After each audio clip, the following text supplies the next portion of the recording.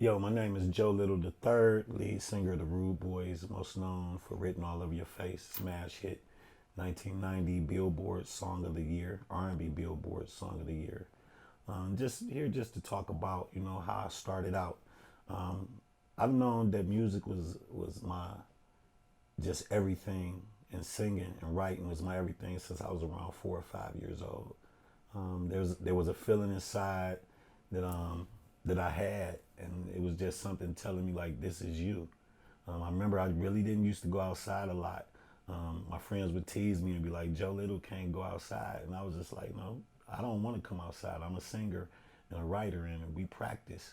The only thing that really took me outside of music and me just honing my craft, standing aside at the record player and the 8-track stereo was boxing. I had a great love for boxing.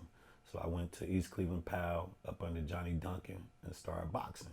But other than that, as a kid, I slept in the bed with records, 45s and albums, and just reading album covers and, imagining one day me, having my own record.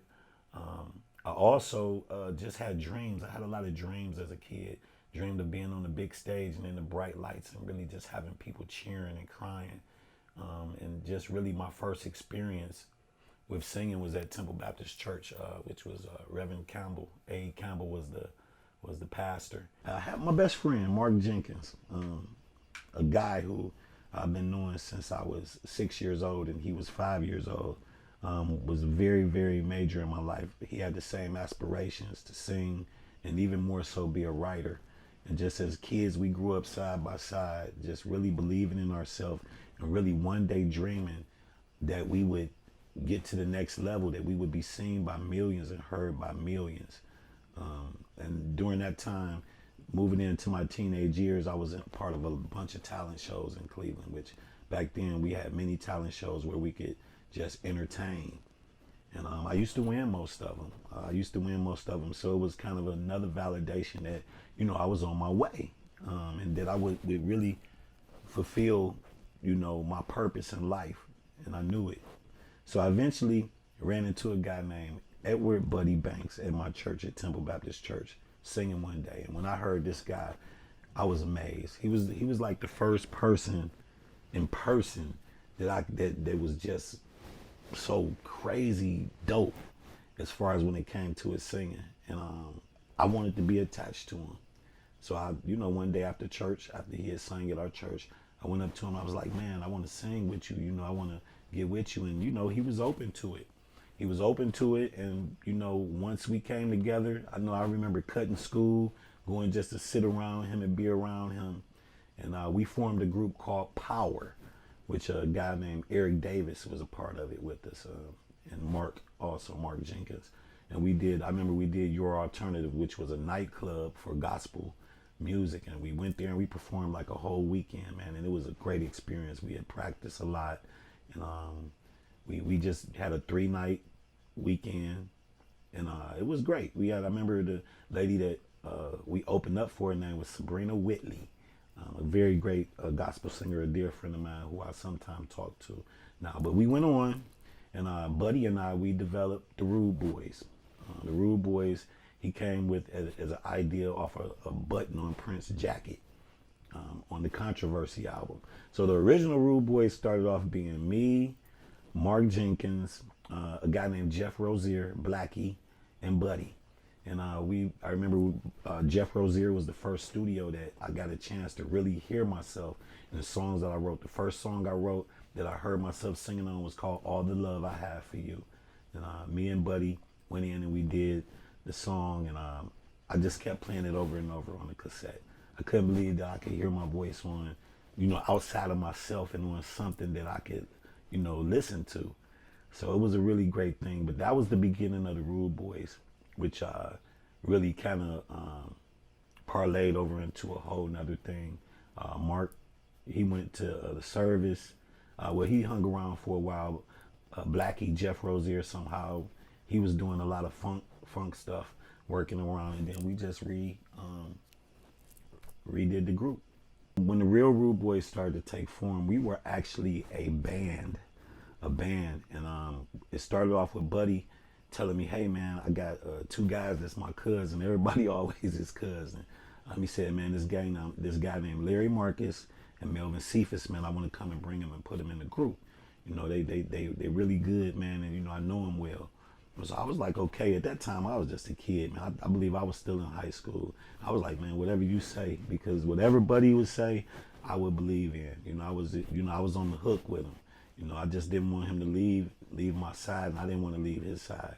So we started off with the Rude Boys. We met a guy named Kyle Morris who played bass for us, Rick Scoville who played the drums, and Troy Henderson on keyboards, along with Larry Marcus, Buddy Banks, Melvin Cephas, and myself. And we would practice in the basement of Kyle's house, his parents' house on Cedarbrook up in Cleveland Heights. And it was really, I was with all these grown guys, man, and I remember these guys were just really great musicians. And actually, during that time, I wasn't even the lead singer. I was really more in the background, singing a little bit here and there, really watching Melvin and Buddy and Larry get more experience. Melvin was more like the lead singer and Buddy.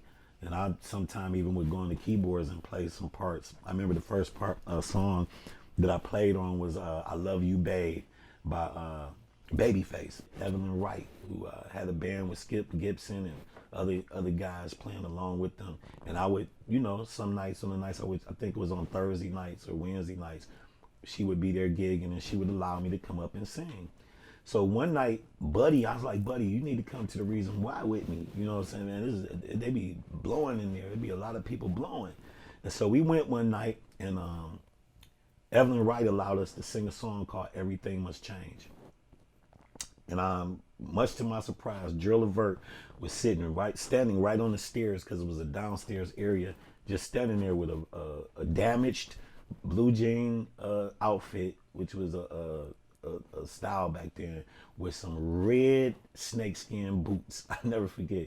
And while we was singing, I was like, hey y'all, we got Gerald Levert from Levert here. Gerald, why don't you come up here and sing with us? And Gerald was looking kind of like he didn't really want to come up there, but he did eventually come up there, and we did an amazing performance together, him, Buddy, and myself, and it was great. And afterwards, he was like, hey man, I want y'all to come and meet me, at my house, man. I want to work with y'all. And I was like, what?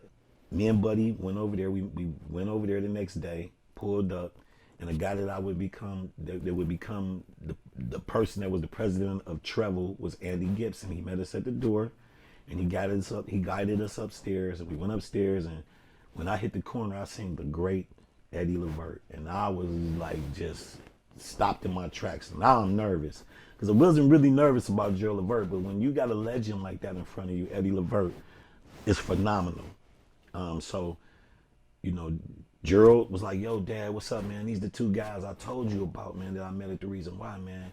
And so we sung. And I remember we sung Everything Must Change, and I sucked. I ain't gonna lie. I did not do well. Buddy did his thing. But Buddy was the one who got us over, and I never forget. Gerald was like, so what you think? He's like, man, they all right.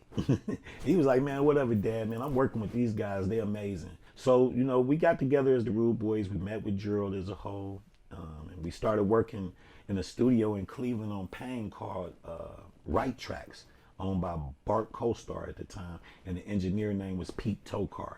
And we used to go in there, and we had songs that we were writing and that we were putting together, and we was doing the album. And Gerald went and got us a deal with Atlantic Records with Sylvia Rome without her ever hearing us. And we got the album done. And in between that time, I was in the streets hustling, selling drugs, and I caught a case, and I eventually got sentenced and went to Mansfield for a little bit, Mansfield Correctional Penitentiary, really feeling like that all my dreams were squandered and that everything was the end. But, with my pastor, Reverend A.E. Campbell, along with Gerald Levert and my parents and my lawyer, Mr. Craig, I eventually got out on super shock probation, and the judge name was Jose Villanueva. It was his first year. He was a young Puerto Rican judge that was online, a minority. And he gave me a shot. He gave me what they call shock probation, and allowed me to get out. And for me to be able to move on and live my dream. And I really thank him. I want to thank him for that, for believing in me and believing that I would do the right thing. And we came out.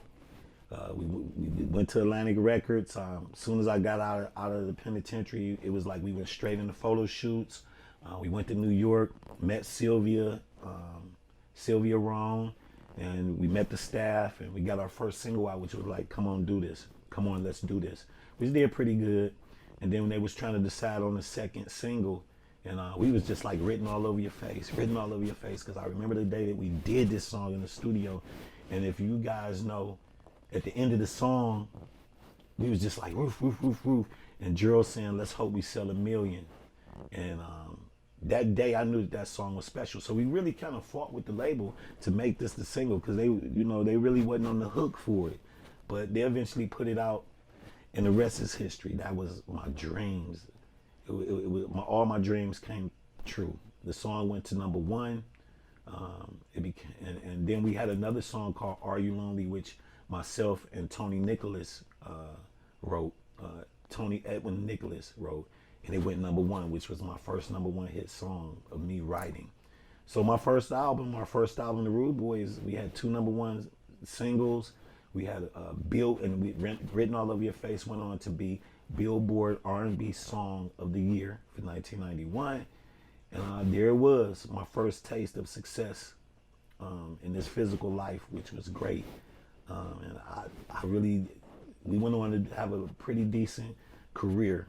And we still are together today, which we have is kind of reconstructed. I got a guy named Kenny Miles and G. LeBeau that are with me, along with Dwight Thompson, with the original Rude Boys and Melvin Cephas. Buddy's retired. Larry Marcus has gone on. He's passed away, and God rest his soul. And he was the one who wrote "Written All Over Your Face." So I thank God for you, Larry. I know you're not around anymore, but I really appreciate you. Gerald Levert, I know you're not around anymore, but I appreciate you. And like I tell my people, real energy never dies. We have memories to always reflect on, and we hold them, and we just remember them, and it helps us keep going in life. So that's the story of the Rude Boys. I didn't go too far into it, but we were successful, and I went on to be a songwriter and producer. I produced on 12 gold and platinum albums. I've worked with a lot of people. If I start naming, I know I forget somebody, but if y'all go look at my bio or my Wikipedia, you can see who all I've worked with. And it's just an amazing time in my life, and I thank God for my career. So moving forward ahead to why we're here, the reason we're here today. During all this time, I met a young lady named Marilyn Cowan, and I went on to marry her. We went on to have children, 3 children together, and she had a son already that I, took up under my wing. He was 2 years old when I met her, and that's my son also. And amazing woman who believed in me, who believed in my dreams, and she put up with all my mess that I put her through or whatever.